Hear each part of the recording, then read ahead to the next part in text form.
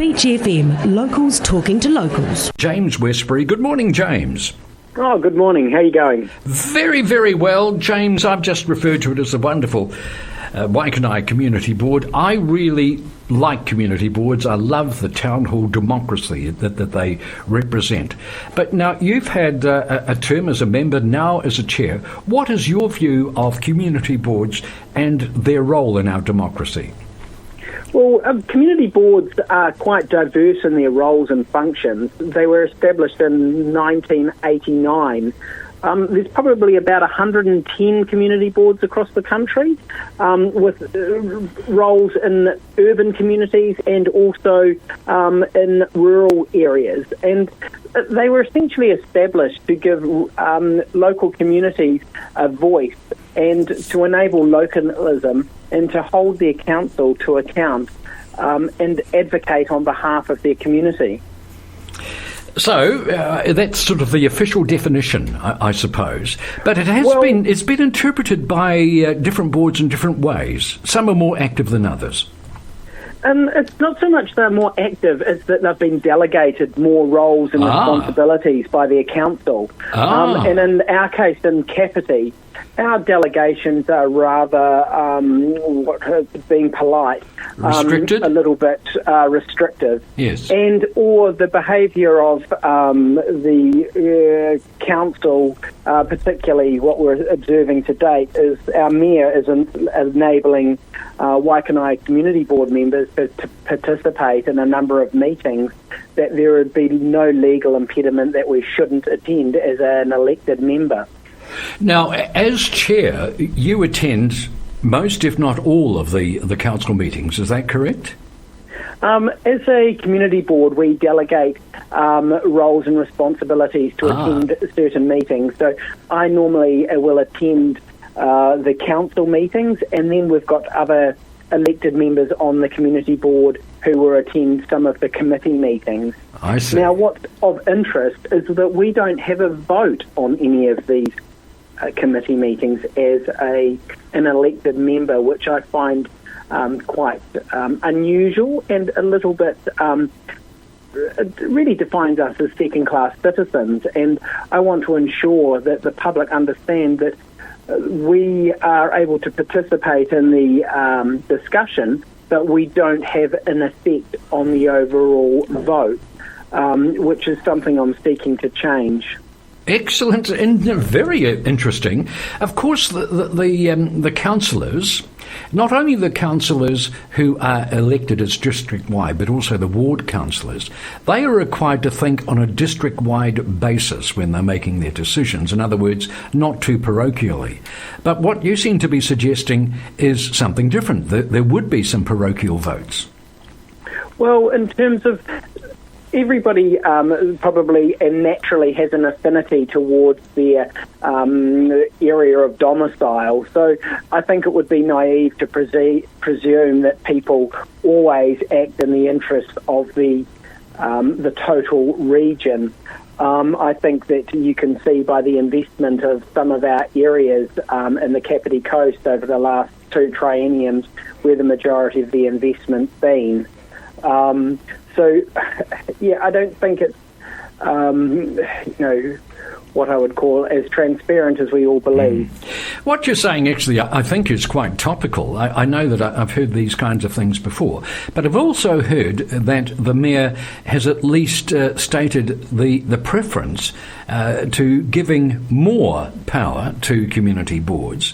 And I was wondering if you felt that is more than rhetoric at the moment, and if it is the case, what you think those extra powers should be.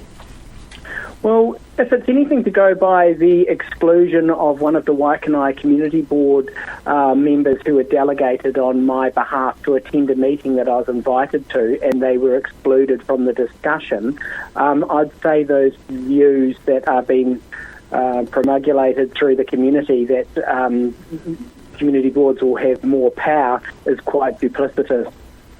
Well, that's interesting. Would you like to name the community board member who was excluded and by whom? Margaret Stevenson Wright. Really? And she is one of my colleagues on the Waikanae Community Board. Indeed she is. Yes, I know Margaret. Well, that's very interesting.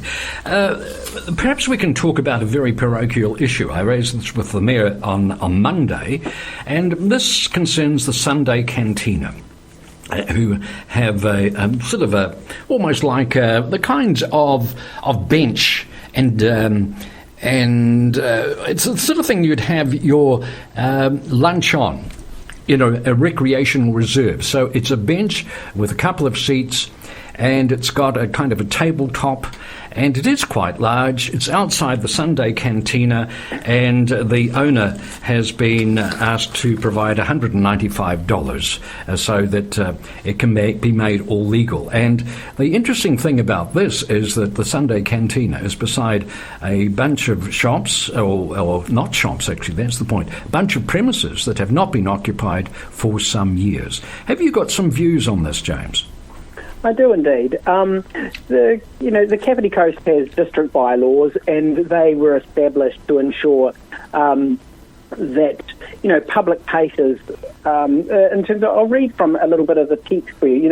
The bylaw for the public places is established to contribute to a thriving economy in a vibrant and diverse community. It's what's the behaviour that's gone on at the moment with regards to adamantly reinforcing the public bylaws. And yes, there is a public bylaw in place which requires retailers and also food suppliers that if they are occupying some public spaces, that they are to contribute to a fee for the right to use that public space. In terms of, is that rule applied evenly and fairly across the district? No, it's not. And also you could raise that, areas such as markets, for example, should pay the same fee. So at the moment you're seeing a rather inequitable approach to maintaining and regulating people's, what would you call it, adherence to those rules. If for example, everybody's doing the same thing, I wouldn't have an issue. But at the moment, there is such a degree of variation between adherence and payment of these fees and monitoring. I don't think it's very fair to be picking on one entity.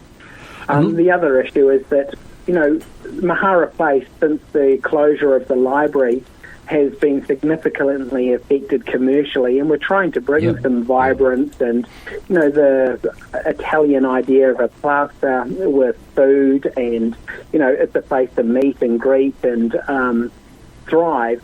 We're actually undermining it. We're going to create a desolate, dull environment and probably see some more closed shops, which is in nobody's interest. Lord knows it's hard to make a buck in retail these days. I don't think that's any secret. So certainly what annoys me about this particular situation is that the $195 doesn't seem to be going towards increasing public access. It seems to be going towards financing the bureaucracy to make the inspection, and it just seems to be a little bit silly to me.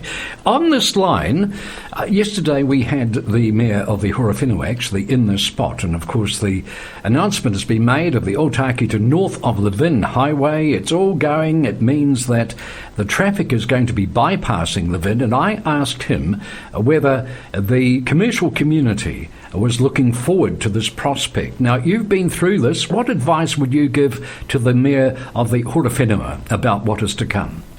I think to start planning now, encouraging your local businesses to ensure that they are a destination. These plans and marketing attempts need to begin prior the diversion of traffic to make sure people continue to visit that as a destination, ensuring that signage and local and regional tourism are promoted, that local businesses get every opportunity to promote themselves, because it's a very fast process by which businesses will see a decline in their financial performance through lack of pedestrian and shop visits.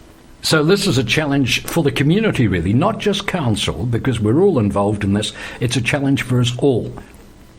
Well, the council needs to take a leadership role in this. Unfortunately, the Kapiti Council really failed to take a leadership role in the assistance with the economic development and the effects of the expressway. They were more of a watch and wait and see. And unfortunately, that kind of behaviour was too little, too late after the event had happened. We should talk about this more in the future, I suspect.